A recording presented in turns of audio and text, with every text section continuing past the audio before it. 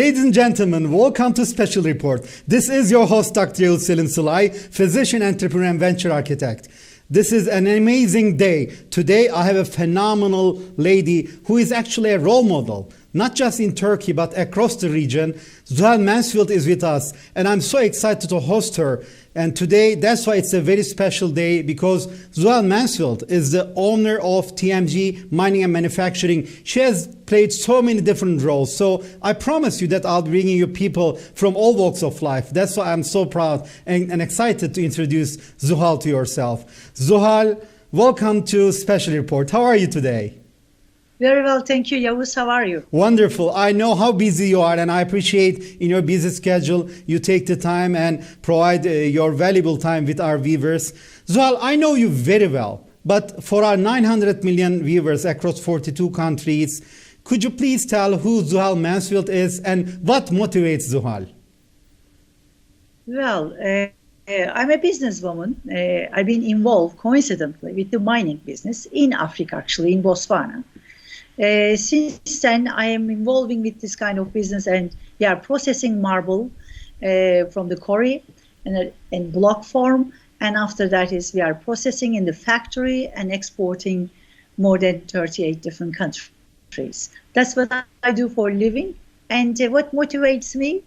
Well, being a woman or being an entrepreneur, and plus being an independent woman, it's given me the courage. And every morning I'm saying that, thanks God, I need no one, just myself. That's how I motivated myself. That's amazing. You wear so many different hats. I mean, when I looked at your background and read about yourself, I was so impressed, Zuhal. I mean, from in different areas of business, you're really a key person. You establish many different non-government organizations. You received many awards as the year of the business woman. And what I have seen, you're very international. Even in Peru, you received the International Woman Entrepreneur Challenge Award. And in many universities, you're actively involved in educating the young people and telling about your future. So today, of course, we'll talk about the business opportunities. But I want to really see your view about how actually the current situation is and the relationship between Turkey, Africa, and the rest of the world, and what should we do to improve these opportunities? Right. Well, it's quite a wild and so wide question you ask. It is difficult to answer at the same time, all of them.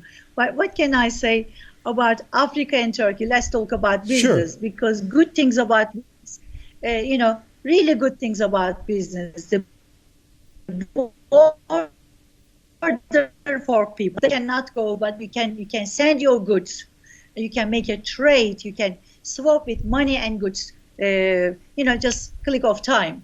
That's make businesses so nicely in these days, because the days I started, I remember it. There is no fax machine.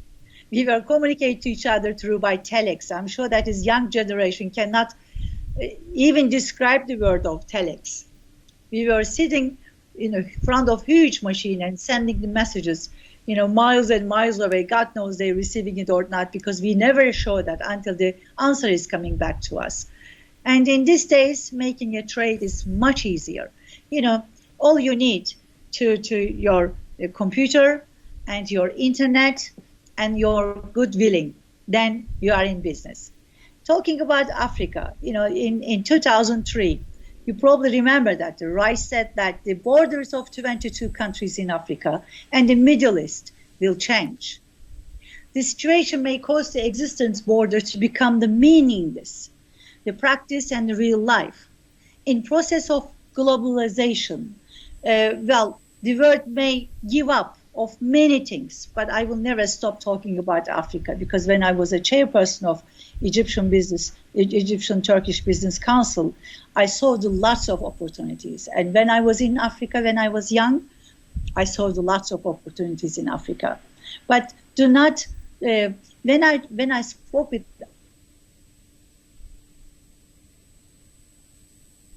and especially countries in Africa, individual one has a different kind of rules and regulations and politics, religion, understanding and ritual. And that's why we have to, when we mention that Africa, we have to go for more specific on which country we would like to talk about. Absolutely. Well, you were the vice coordinator at the foreign, chair, as well as you were responsible of Egypt, and you had many roles in different countries in Africa. But you're right. It's very diverse, and from every single, even from the pictures we're showing now, from every country, probably you can provide many opportunities, many memories that you want to share.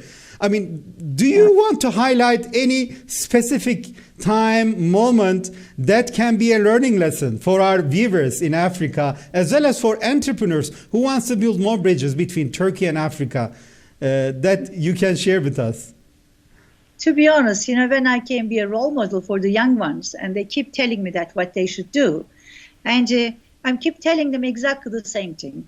If you have time, all you have to do to work a little bit harder and to make sure you have a one-air ticket in your pocket and go visit in Africa to see the opportunities. Then you have the time, go see the Europe, and then compare it and to find out that's what they need, what they don't need. Because sometimes people saying that is, hey, I have this, where can I sell this? No, this is the wrong way to start business. Yes. You have to understand the country's or customers' needs, and then you will come back to prepare yourself accordingly.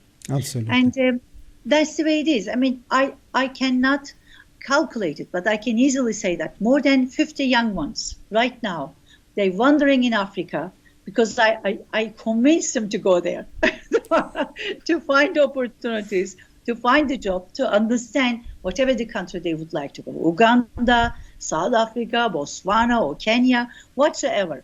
There is always a chance for everyone.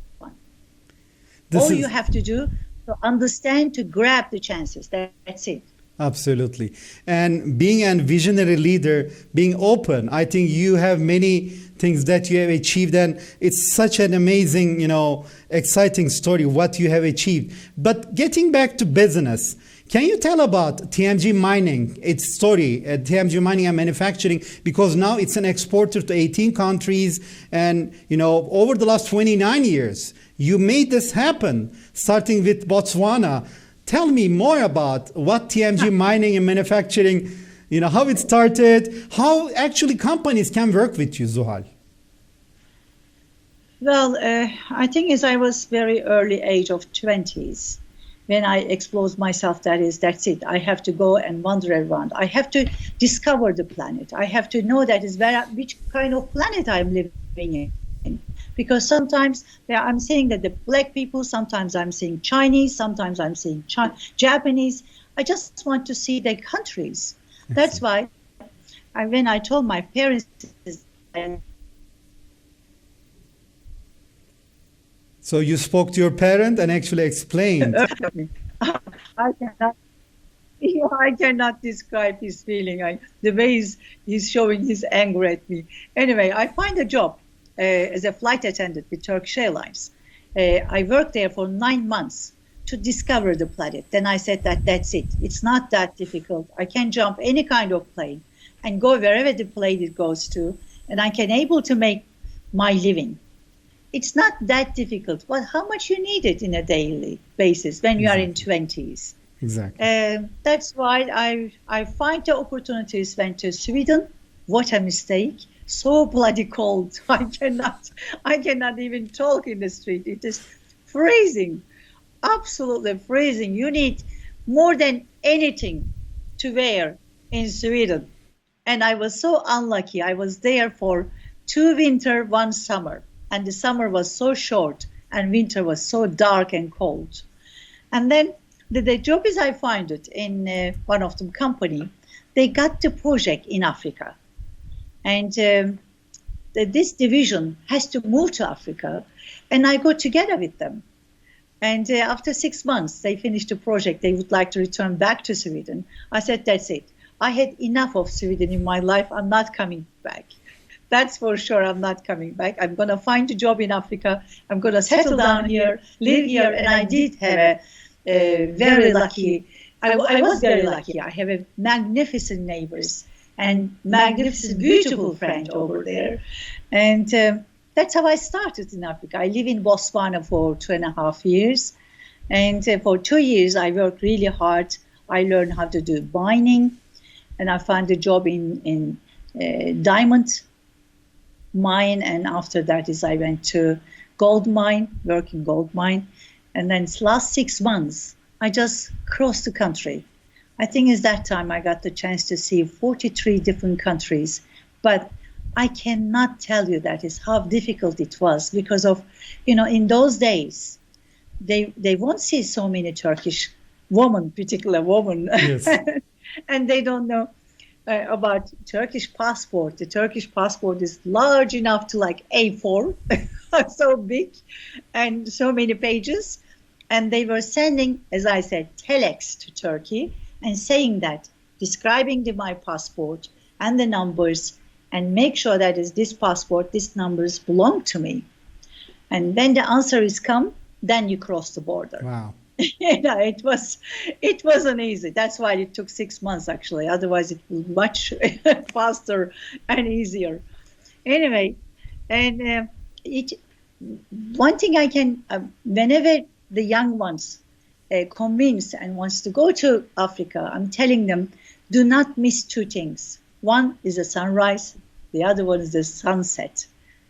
I did falling in love with sunrise and sunset all over the world, but it is undescribable sunset and sunrise in Africa. Completely different. That's I was amazing. really, sometimes when I meditate myself, I'm thinking in those days and that moment. That's amazing, Zuhal. You're putting your heart, and the experience you had is amazing. And, starting from Botswana, going across Africa in 6 months, it's like Jules Verne, you go 80 days around the world. So at that time, that was it. And being a strong, powerful woman, you made it. And I think this is a great lesson. If you want to do something, and you are dedicated, you can clearly do it. And I think Zuhal Mansfield, ladies and gentlemen, is a great example in terms of she started just to learn how to travel in those days. Even airlines were not that active. She became, a flight attendant. Only Sabena Airlines was able to fly to Africa. Wow. Nothing else. There was no another airlines. But one thing is very, very important. We cannot ignore that point. Africa is a woman. Yes. Africa giving the equal opportunity to men and women. This is very important. Absolutely. In these days, those days I'm talking about, it is difficult to do the cross country in Turkey, but it was very easy to cross in 46 different countries in Africa. Wow. You have to remember this. Absolutely. This is very, very important. Even today, I'm seeing all those parliament houses, like almost 50% of women. I'm so proud of Africans people.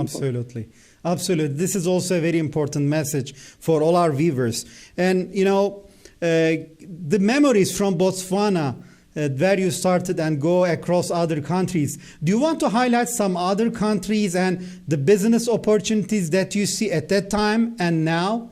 And again, I want to highlight this, what can people do to work with TMG Mining? Again, this is very important for me. Okay. Well, I was amazed about Zimbabwe. And I was amazed of Chobe Park in Botswana, between Botswana and Zimbabwe. And I was amazed in Sub-Sahara area. It's just unbelievable countries. I don't know, maybe I just like this kind of mystic areas.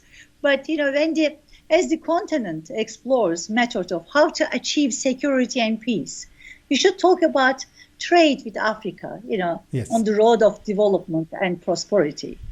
You can ask me, why is that? Because of 54 countries in Africa, and 48 of them continue to grow in Sub-Saharan Africa. Foreign capital is grow from $58 billion to 2007 and 2011, $80 billion, and just before pandemic, they reached $180 billion.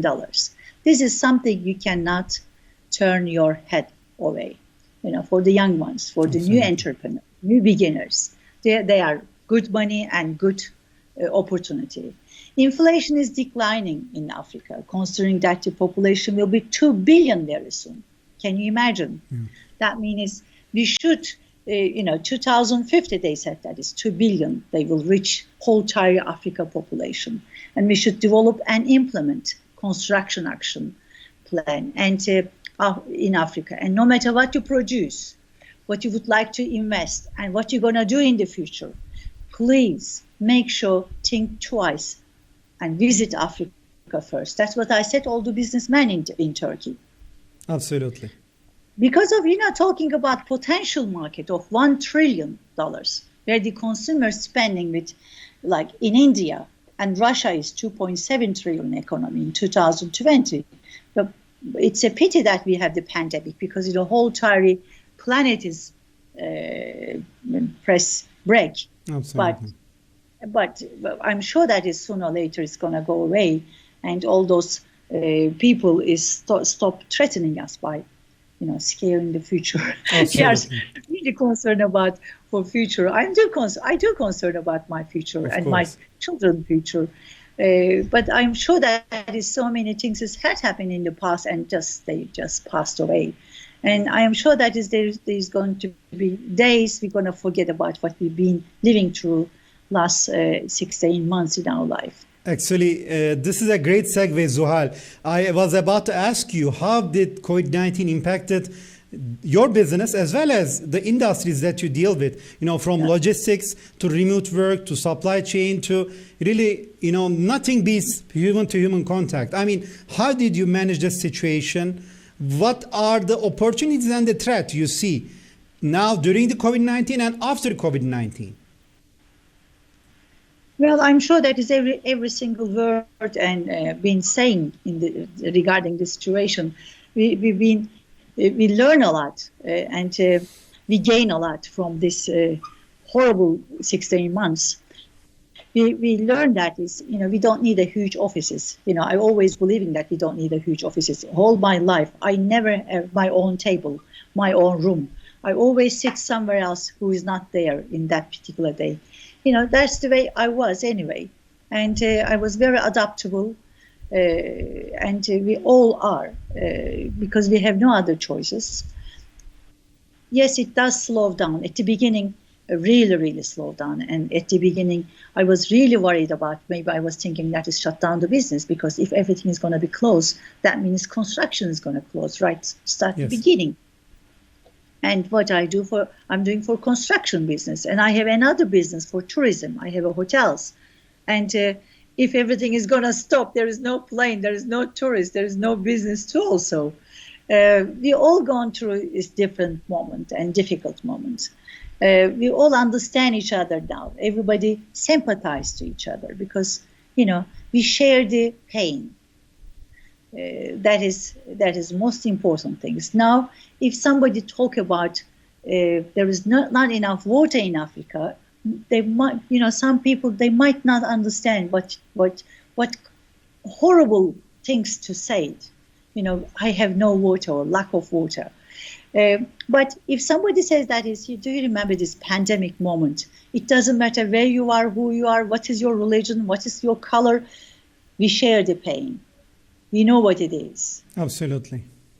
Yeah, that is now is a common sense of whole entire humanity. Absolutely. That is, it is sad moment, and I do believing that is sooner or later it's going to go away. I think another 6 or a year maximum. Yes. Then we will back to normal, hopefully. Yeah. Another thing is amazed me when I was for instance, in Ethiopia. You do remember that is whole entire planet talking about Ethiopia. There is a woman who is holding babies in the shoulder. Yes. And there is not enough milk in her breast even. It's nothing. And the baby is almost going to flies around her baby's face. And it's so sad. And they keep showing these pictures, photos, and trying to raise money. And they keep saying that is, Ethiopia is starving. What a joke. What a joke. Yes. It promises to become the investment center of the world with Absolutely. a population of like 85 million people and need everything, but incentive in that Ethiopia is 100%. Can you imagine? Whatever the factory you're going to take it to Ethiopia, the government ready to pay you back 100% of your investment. The capital, Addis Ababa, the center of African Union. Come on, who is hungry? And then at the different value, of course, in that country. And the word giant Honda automobiles company manufacturing in Addis Ababa. And the most expensive and the largest Sheraton hotel in Addis Ababa. That's amazing. And the funny thing is, they do have a stock, animals like cows, 50 million of them. In Turkey, I think we have only 14. They have 50 million. And stop calculating the goats because too many of them, I believe, they don't bother to calculate it. But still, they need things. It's like Turkish investor, businessman, invested in Addis Ababa, the largest textile company.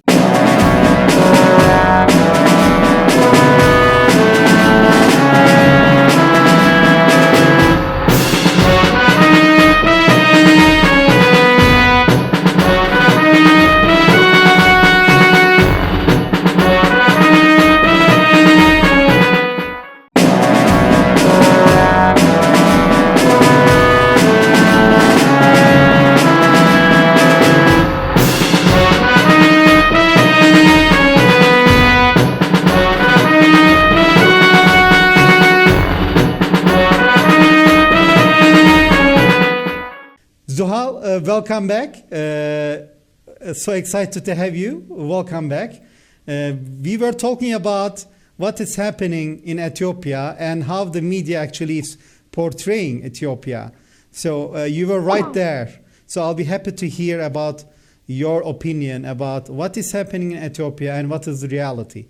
That's where we started.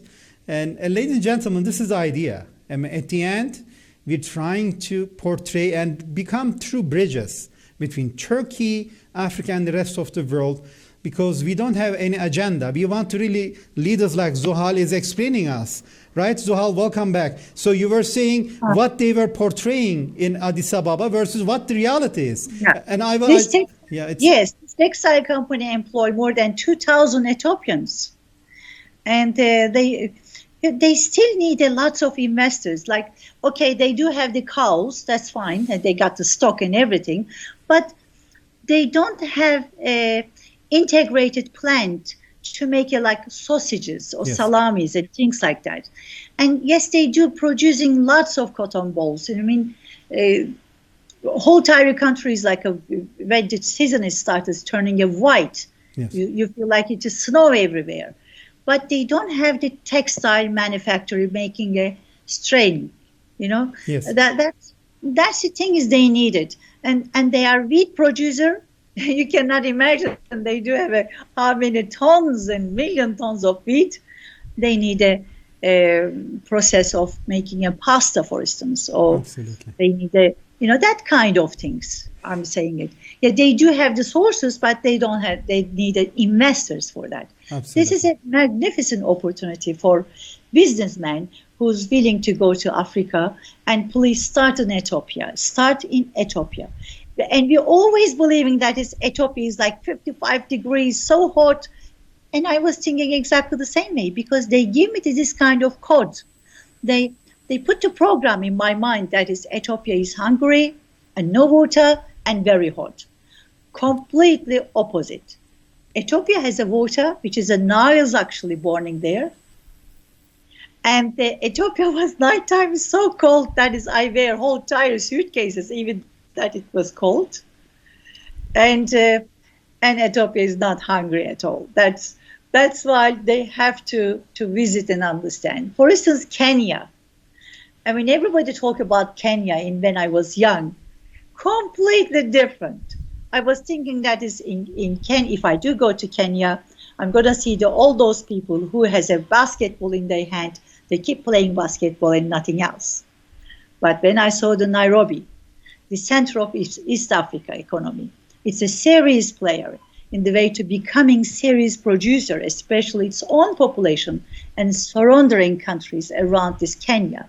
It's unbelievable. And Mombasa, it's another dimension of the country and the largest port, which is very important, while the city of Ibadan, I think Ibadan or Libadan, yes. Ibadan is a future player. I mean, okay, they do also cotton producer. The thing is, in Africa, they don't have the varieties of whatever they're producing. Each country is doing exactly the same thing. That's why, Kenya is a little bit different. They do also have the rubber and things like that because of environment and climate. But anyway, you should visit Kenya. Absolutely. I mean, you get amazed. I mean, have you been to Democratic Congo, for instance? Have you been there? No, I have never been there. I would love to, but okay. I would love to. I have many friends inviting me. Kinshasa. Look, you have to go to Kinshasa. It's a capital city, almost 15 million. I mean, I'm sure it's already 20 million right now, its population. Investors coming all over the world because of the city is very large and promises serious market. And urbanization, that means lots of retail market for investors. Whatever you're producing here, you should open some shop in Democratic Congo, and you will see that the market is there. Excellent. It's like Nigeria. Have you been to Nigeria? I have been to Niger, but we have many people in Nigeria working on our TV station, like Esther good. James. Yeah. Well, it's a good place to be because GDP is over 450 billion, which cannot be ignored. You know, capital Lagos, the world's most immigrated city. Can you imagine? Every week, more than 6,000 people immigrate to Lagos. Yes. They need everything. The retail market appetite is, make everybody's like investors is juicy mouth because of the money is everywhere. That's true. Just Lagos is making a GDP is $50 billion by itself. And it's said that is one of them, I think is United Nations. Lagos will be the top 10 countries in few years' time. It's maybe already is crowded enough. I don't know the last numbers. I don't have it in my hand, but I'm sure that it's crowded enough. Yes. Have you been to Ghana? Yes, I love Ghana. It's an amazing country. Why you love Ghana? Tell me. Well, most of our viewers are from Ghana, number one. We receive around 500 WhatsApp messages from Ghana every day. It's the land of mother, and people are very open-minded, very social, very warm. And when I interacted with them, they were like so open to, do many things with us, including media. We have agreements with some media, broadcasting TV channels, as well as radios in Ghana. So I was impressed the way they approach. And they empower women a lot as well. That was very impressive. I see many strong women leaders from Ghana. The biggest problem was the environmental problem in Ghana that I have seen. The environment is a huge problem in Ghana. Especially, we actually ran a program in Ghana about saving the trees and cleaning the rivers. So we have a program there. But overall, why do you love Ghana, Zuhal? Because of gold. My answer is simple. I love gold. I hear you. It is the most popular country with transportation, tourism, and underground richness, as you know, and especially gold. And the capital city, Accra, has revenue sources for $5 billion. It's just its own, just the Accra, very small country. That's a, but still, if you ask me that, where is your favorite country? What is your favorite country? I can easily say that. Yes, first Botswana, because I've been there. Yes. My first experience in Africa, in Botswana. Yes. And I'm crazy about Tanzania.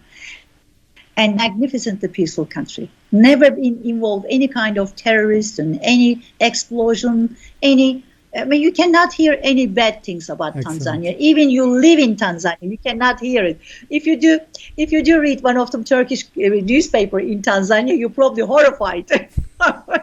So peaceful country. Excellent. Really, just a few years ago, if you would like to go to Tanzania to visit, like Zanzibar or whatsoever, Kilimanjaro and Gorongorong and these places, you don't need any kind of worry about making a reservation, a hotel, because, half of the hotel, not many hotels were there at that time, and half of them were empty. But in these days, you have to make a plan in advance. Absolutely. As you know, capital is Dodoma. But Dar es Salaam is just magnificent, largest port, another largest port in Africa, and center of politics and economy. I think is Dar es Salaam. And of course, the reason why it's been changed, why you cannot find a hotel or anymore, because of with the huge amount of gas, it's inland sea between Zanzibar and Tanzania. The country is pleased, of course, because that last time I've been there, when I went to a hotel, they said, "Oh, sorry, ma'am, there is no room." I was shocked. How come there is no room? And they said, because of full of Americans right now in the hotel.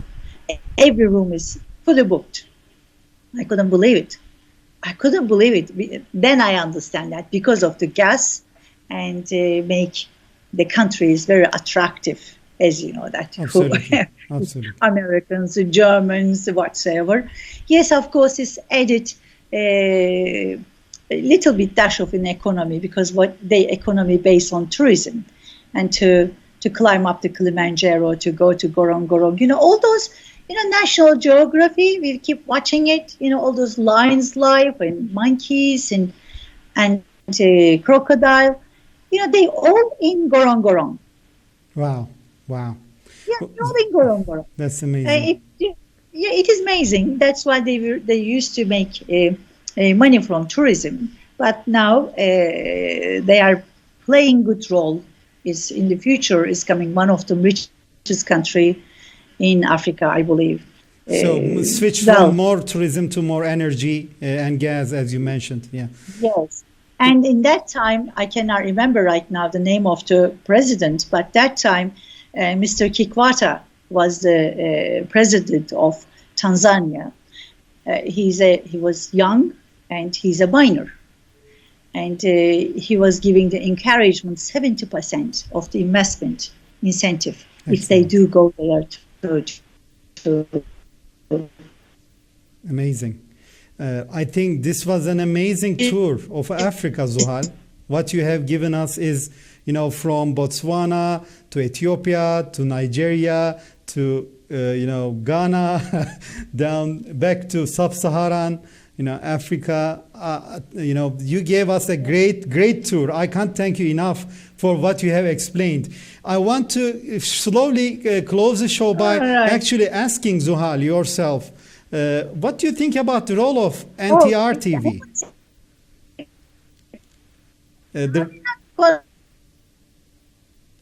Yes, I was just asking about, your opinion about the NTR TV, because we're broadcasting to 900 million viewers, trying to be a bridge between Turkey and Africa. What do you think about, this special report as well as this television channel, satellite TV? What are your opinion? What else should we do better? Whatever you do, it doesn't matter small or big, important or not. They all help.